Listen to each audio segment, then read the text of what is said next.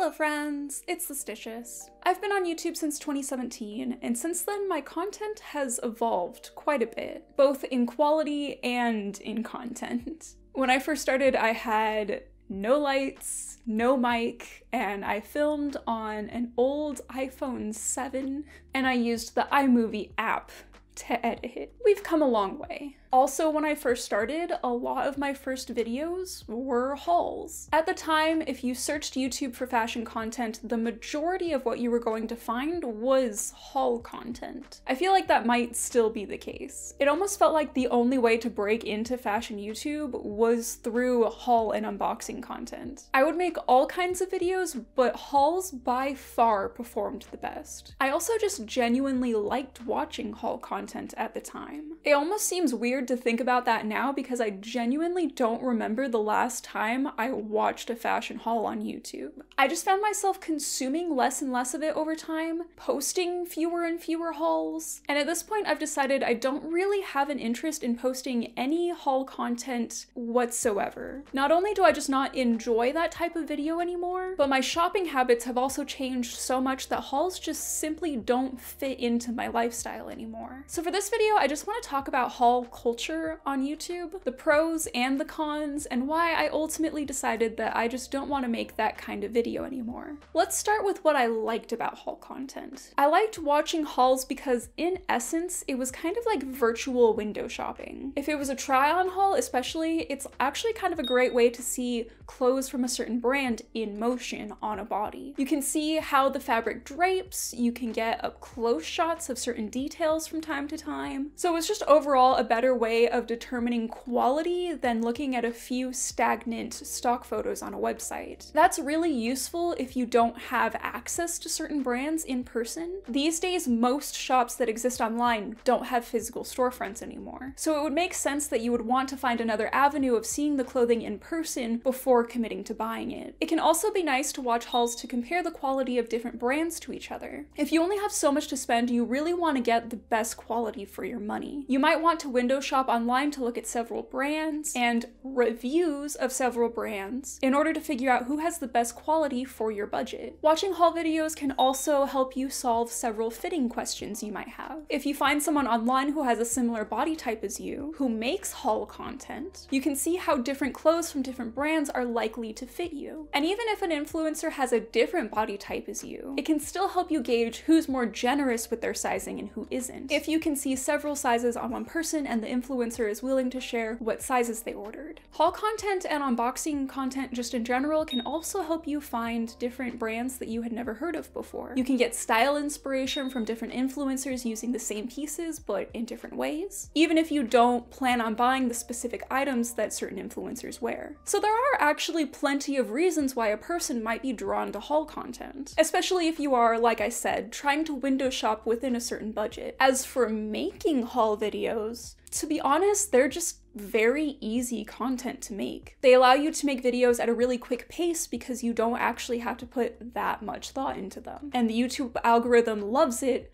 when you upload at a fast pace. You can get as fancy or as simple with the editing as you want, and brand names really hit with search engine terms. In the early days of my channel, haul videos immediately started to do well, while the rest of my content kind of lagged behind. It took a while for my other types of videos to find their own audience, but haul content already had a built-in audience because there was already people looking for those brands. Big clothing retailers already have their own audiences. Some people will watch anything associated with a certain brand. It makes sense that people can go viral making haul content because that kind of content already has built-in viewers. I never really got into sponsored hauls. I did all of one, sort of, but especially for bigger influencers who have actual managers that don't even have to handle the email process, unboxing large PR hauls is very high on the list of easiest content to make. You get free clothes, essentially. It's not quite that simple, like you have to report it on taxes still, but you essentially get free clothes. You might not even be the one picking them out, so that's less time spent on that process as well. And you get profit from AdSense without investing any actual money into the clothing itself. Maybe even some money from the brand on top of it. For many, that's kind of a hard deal to turn down. Like I said, I never personally really got into sponsored haul content, but I will say that at least half of the emails that I get for sponsorships are from fast fashion brands that want me to do a haul or an unboxing of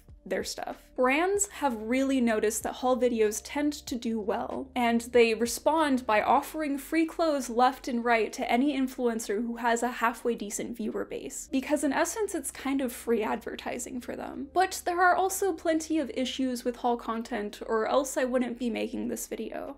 Now let's talk about why I lost interest in making and viewing hauls. In January of 2019, I announced that I was going fully fast fashion free. I had already been technically fast fashion free for several months at that point, but I like using the beginning of the year as a neat little marker of time. At this point, I buy zero fast fashion with the exception of like absolute necessities like socks and underwear, and only after going out of my way to find sustainable alternatives. There are sustainable sock and underwear brands that I have tried, but to be honest, for the majority of those brands, I don't actually know how much I trust their sustainability claims. And to be really, really honest, I wasn't that impressed by the quality of most of the sustainable underwear brands that I tried. If I'm going to pay more for something that's supposed to be better, it should actually be better. But like I said, I only make exceptions for things that I absolutely need, that I can't otherwise buy secondhand, which for me personally is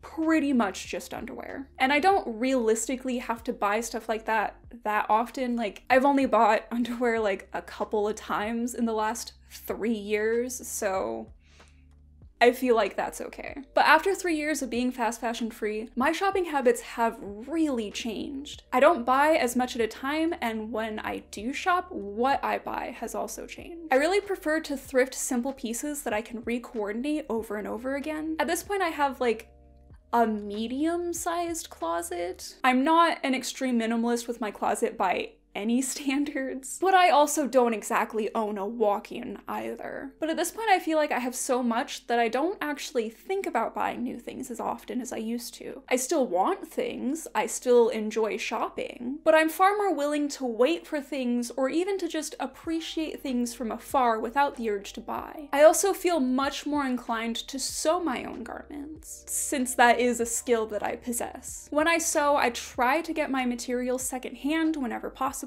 and when I buy new fabric, I only get what I need for a specific project. And I try my best to avoid places like Joann's, although sourcing things like little metal hardware pieces is a bit more tricky, so I do still rely on craft stores for some things occasionally. When I buy new garments, I typically buy from smaller independent brands. Those smaller brands are logically more expensive, and that cost means that I can usually only buy 1 or 2 items at a time, and that really isn't a haul. Since my shopping habits have changed so dramatically, I've had to change my approach to making fashion content on YouTube. As I've learned to be happier buying less, I've become way more interested in other aspects of fashion vlogging. I would much rather make sewing videos where I show you how clothing is made, and even if it's not a tutorial, it can still generate an appreciation for the artistry of sewing, which helps people understand how much labor actually goes into making garments. I also enjoy talking about fashion history and style breakdowns, more educational topics, and frankly, more silly videos. When it comes to brand promotion, which I do still feel that it's important to promote brands that actually are trying to be sustainable and ethical, I would still rather go about it in other ways. I would rather get 1 or 2 items and either fully review a brand and actually discuss the nitty-gritty details of construction, the quality, how the brand runs itself, etc. Or I would prefer to take that garment and show you as many ways to coordinate it as possible.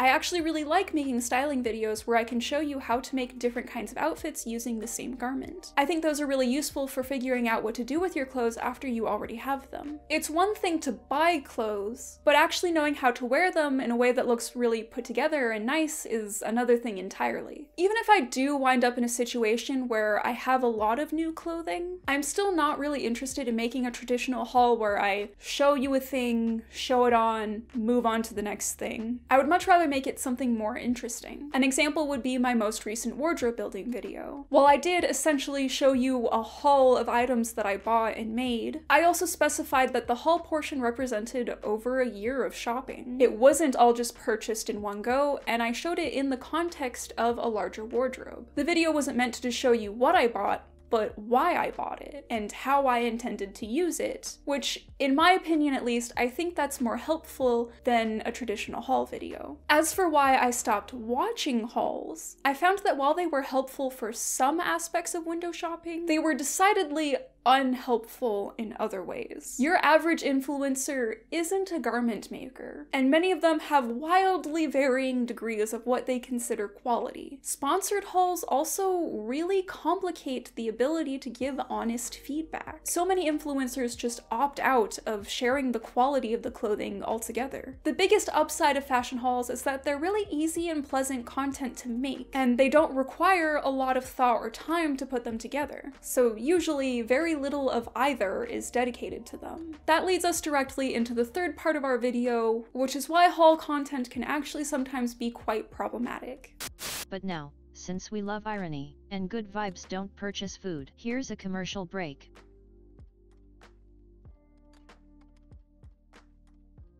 Since hauls are easy content that anyone with enough spending cash can make, and since brands also seem to view them as a quick and easy way to get nearly free advertising from anyone who's willing to take their clothing, there has been an overabundance of haul and unboxing content on YouTube and on other platforms as well. This has led to some, let's just say, unfortunate side effects. One of the most obvious of these side effects is the promotion of consumerism and overspending. There is no reason a single person should ever need to spend $900 on Shein in one go. That is so much clothing, especially considering how cheap individual items on Shein are. And yet, $900 Shein hauls exist. Buying 15, 20, 30 items in one go is absolutely excessive. There is no reason to buy that much at once, no matter what your style is. Even maximalist styles like Lolita and Decora are full of people begging newcomers to take their time when it comes to building a wardrobe. So why on earth do we have an overabundance of hauls featuring people with armloads of clothing that they're probably never actually going to wear? Seeing an overabundance of this content normalizes it. Even if you logically know that that kind of shopping is excessive, being surrounded by it will make it easier for you to justify overspending yourself. Even if you can look at a haul and say, I know that this is sponsored and I know that it is not normal to purchase this much, you probably still aren't going to be able to justify buying as much as an influencer. But that's not the bigger picture. If a mega haul is the standard for what overshopping looks like, in your mind, it's easier to justify buying one or two things that you don't realistically need. Because, hey, it's not as bad as what that influencer on YouTube is doing. If the standard for overshopping is buying 30 extra items, then buying 5 extra items doesn't seem as bad in comparison. Even though, realistically, you probably only needed to buy one thing. And buying those 5 extra items still isn't ideal. Sure, you aren't doing as much environmental damage, but you're still over-consuming. You're still over-shopping when you buy things that you don't need, that you might not use. Yet we aren't able to see our own over-shopping because theirs is so much more visible. Of course, the reality for most of us is that we can't afford to spend several $100s on fast fashion all at once. I think the most I ever personally spent on a haul was like $200, and that was like a special occasion birthday thing. But since overshopping is so normalized, it can lead some of us to believe that we should desire the ability to spend that much on large quantities of clothing. Hauls keep getting bigger and bigger. I remember when $500 was like the aspiration. It was really impressive to have $500 in the thumbnail of a video. But nowadays, the goalpost is closer to $1,000. It's impossible to keep up, especially when you remember that the most expensive hauls are the ones that are most likely to be sponsored. If you're stuck in the mindset that this is something that you should be emulating, especially if you're not an influencer and you don't have people giving you free clothes, then you're gonna run into some real issues when you realize that no amount of extra hours at work is gonna cut it. There's a certain part of us all that enjoys a little bit of glamour. I've certainly had to really rethink why I like buying certain things. Even I sometimes still have the urge to buy something just because I saw it on someone else, and it looked so cool on them, so I think that it'll fill some sort of not cool enough void that I feel in myself. But then I get it, and it doesn't, and I realized, oh, I didn't buy that thing for the right reasons, did I? But I have noticed that those instances are getting rarer and rarer as I start to get more comfortable in my personal style. It does still happen though. The idea of emotional shopping is one that everyone here is probably very familiar with, since my audience is largely made up of alternative fashion people, and alternative fashion is very often used as a tool to reclaim one's body image. I mean, I know it certainly is for me. This conversation can become really hard to navigate. Is there really any way to consider alternative fashion an absolute need? We all need some sort of clothing, and I guess there's no reason we have to look like a Macy's catalog. But where is that line drawn, and how do we know what the right amount of consumption is? Especially when we live in a culture that tells us to buy everything now all the time. It's all too easy to turn this conversation into one where you become an eco-fascist and demand that everybody dresses in unbleached hemp, completely devoid of personality, and not to mention culture. Going fast fashion free is important to me, and not promoting overconsumption is also important to me, but so is being able to show my personality through my clothing. Being able to dress in a way that makes me feel happy and comfortable is also important to me. I don't personally know how much clothing is too much, and I don't know how to solve emotional shopping for good, but I do know that surrounding yourself with hauls certainly doesn't help. I do know that feeling like you constantly need to be shopping also really doesn't help. You don't have to go full minimalism. You can have things. Sustainability is not about restriction. It's about reimagining a cleaner future. If you can find a way to wear Decora without buying everything at Claire's, then go for it. By all means, wear Decora. A full-on punk look made out of completely thrifted garments that you've upcycled may look really maximalist, but it's pretty sustainable. A huge walk-in closet full of dresses may seem really opulent and unnecessary, but what if those dresses were all purchased secondhand over a period of many, many years? What if each piece is still lovingly cared for and cherished even if there is a large number of them? This is a conversation that certainly requires quite a bit of nuance. All that being said, I don't think all of the focus should be put on individual consumers, because ultimately, the blame is on corporations for putting consumers in a position where fast fashion is all they can afford. Corporations choose to be unethical, and they have the power to be ethical. But consumers do hold some of the blame, and we do have at least a little bit of power when it comes to pressuring brands to do better. And the people who by far hold the most of that power tend to be the ones buying $900 Shein hauls. If you have that much money to spend on new fast fashion just because you want it, you can afford to buy ethical brands. I also feel that since alternative fashion is not really a necessity, those of us who do have the privilege to dress alternatively, especially those of us who are influencers, have a responsibility to be aware of the issues surrounding fast fashion. I think those of us who have a platform should at least try to dress somewhat sustainably and ethically, and I do feel a bit disappointed when I see my alternative fashion influencer peers supporting brands they know they shouldn't support. That doesn't mean you have to be perfect. There's no such thing as perfection anyway. But I think we should at least, at the bare minimum, have an awareness of fast fashion overconsumption and try to only buy what we know we will wear.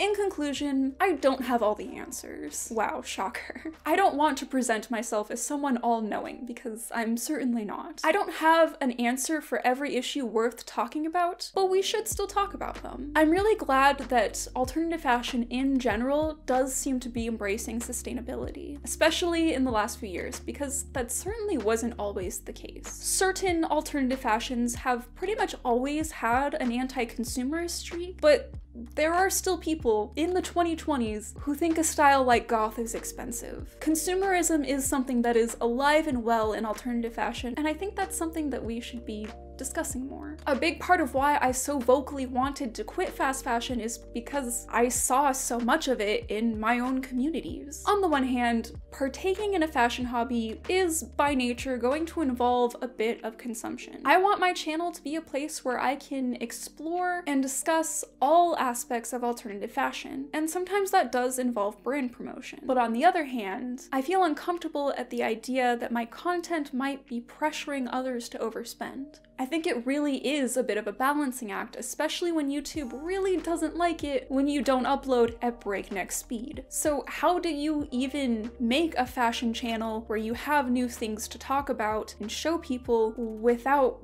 buying more than the average person? I don't have a solution for all of the variables at play here, but I do feel that for me, I don't see how I can achieve that balance while still producing haul content. There are more interesting ways to interact with fashion, and there are even ways to promote ethical and sustainable brands without resorting to fashion hauls. My channel isn't perfect, and I don't think it ever will be, but that's where I am right now. I won't be making any more hauls. And if I'm showing you new clothing that I've acquired, it will be for a reason. And with that, I hope you all have a good day, and I'll see you all next time. Bye!